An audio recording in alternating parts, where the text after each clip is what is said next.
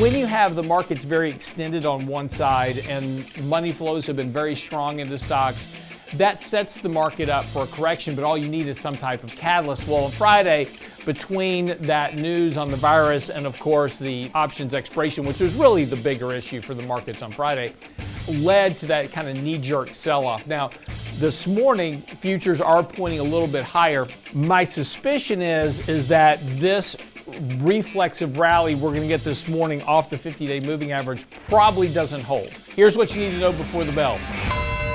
On Friday, the market had a nice little sell-off here, about 1.7%, brought the market back to the 50-day moving average, and also triggered a MACD sell signal at the same time that we have, declining RSI. So the problem with this was, of course, on Friday we had two things that were going on. First, you had a decently large options expiration day, so that always increases market volatility. But right around midday, there was an announcement of another coronavirus outbreak in China. So that kind of sent shockwaves to the market, kind of PTSD, so to speak, from what happened in of course, 2020 with the previous COVID-19 pandemic.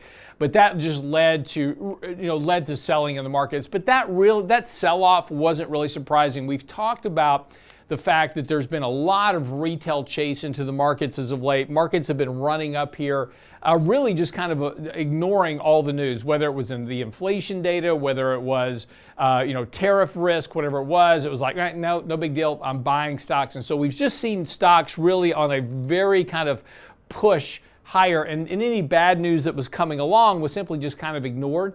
And retail investors were just chasing stocks to higher and higher levels. And so the market did break out to all-time highs.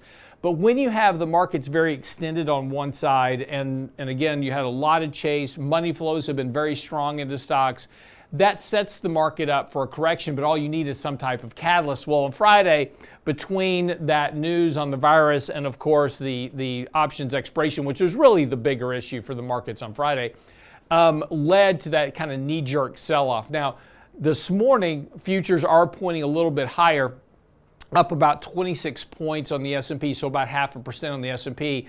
My suspicion is that this reflexive rally we're going to get this morning off the 50-day moving average probably doesn't hold.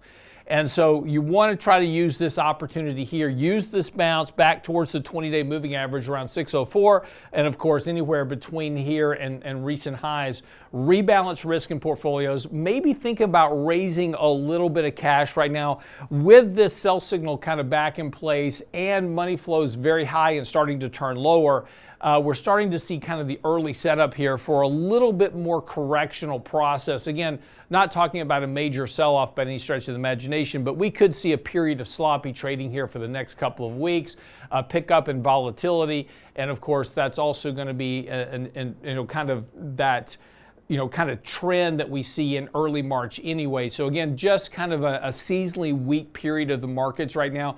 Typically see a little bit lower prices. We could come down here and test the 100-day moving average at some point here over the next, couple of weeks or so. And again, sometimes this can take longer to happen.